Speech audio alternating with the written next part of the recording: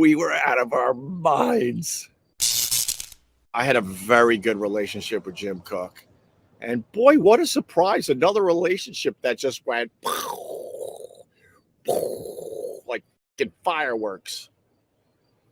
That one was deeply depressing. You know, he was the sponsor for the people that don't know. We used to do this contest called Sex for Sam.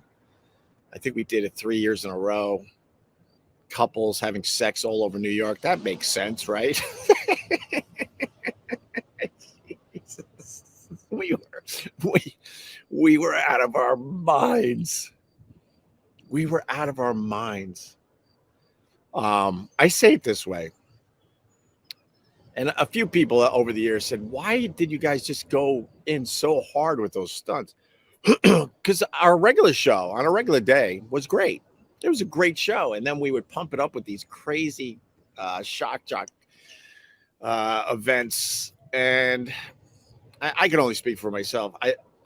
I felt like we were on a runaway train. I felt like we all knew that it was just a matter of time we would get fired again. I felt like the audience at the time demanded it. I think they were tuning in every day going, what are these idiots going to do today? And man, you want to talk about adrenaline rush. It was that part of the show, and doing that show was cool. The adrenaline you would feel as you're doing these insane events and getting crazy press clippings day after day. In hindsight, we should have maybe tamped it down a little bit. I chose to fit the word tamped into the live stream today. I hope you appreciate it. I think I used it properly. I don't know, though. I'm working on my vocabulary. But we did this Sex for Sam with the couples having sex all over New York. And Jim Cook truly was literally a friend of mine, friend of all of ours. He even flew us down to Turks and Caicos to promote one of his beers at the time. I forgot the name of it. Jim Cook sponsored the Sex for Sam, and he didn't know what he was getting into. And then, of course, the third installment of Sex for Sam, we get fired. The whole thing gets blown up. And then Jim Cook up there in Boston's in a lot of trouble. You have bar owners, because it's kind of a religious city. You know, one of the couples might have made it to St. Patrick's Cathedral. I wasn't there. And that really made a lot of people up in Boston very mad. So then you had bar owners taking their Sam Adams and pouring it down their sinks. Like, we'll never serve Sam Adams again. And poor Jim Cook, he's a hubba. We're already fired. We're so effed. I remember I was living in Huntington, just a little house. I was renting the top half of the house. The landlord lived below me, and he would have fights with his ex on the lawn like once a week because they hated each other, and it was that kid thing. The wife would be dropping off the kids, and then they would be mother effing each other on the lawn. This is what I had to deal with while I was a big radio star. Oh, and they would call the cops. There would be cops outside the place I was renting because they had another feud and problem. Yeah, we're supposed to bring the kids here at 1. It's now 2 o'clock. It's against our agreement. They're going at it. Next thing you know, cops are on my lawn. All right, what the hell's going on over here? He's a son of a bitch. Well, she's a blip. And I'm like upstairs, like, maybe it's time to buy a house. Oh, that's right. I'm with someone I don't want to buy a house with. That's right. Got it. So I remember I had a little side outdoor deck at this house. I would go out there to get away from my girl. Jeez, I should just moved on.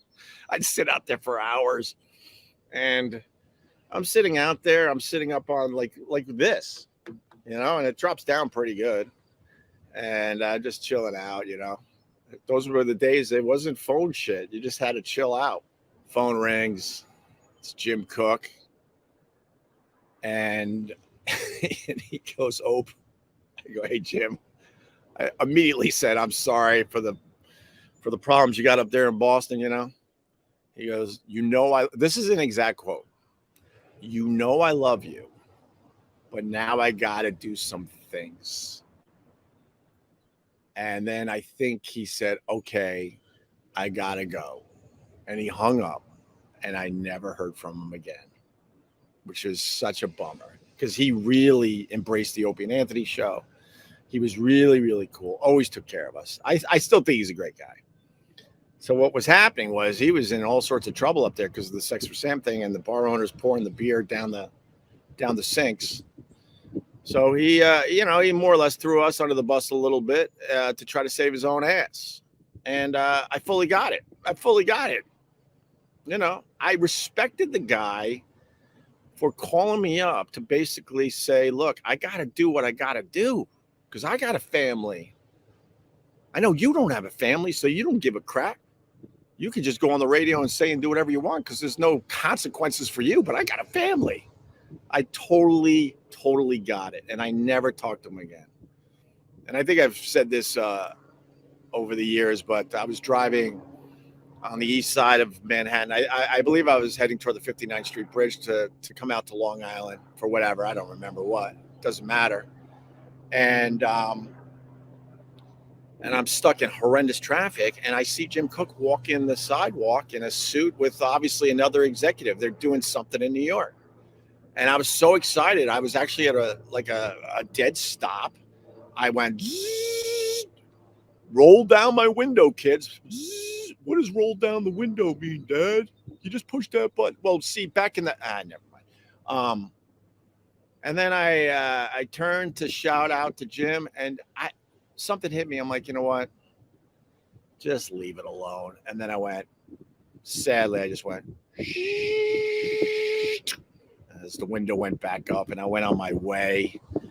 And I was kind of bummed. I was like, God, we had such a good relationship. He was spending stupid money on the show, and we were having fun.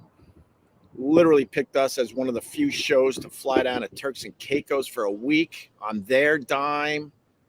One of the best times I ever had, just doing radio shows on Turks and Caicos, meeting other radio guys, just one big happy party. It was amazing.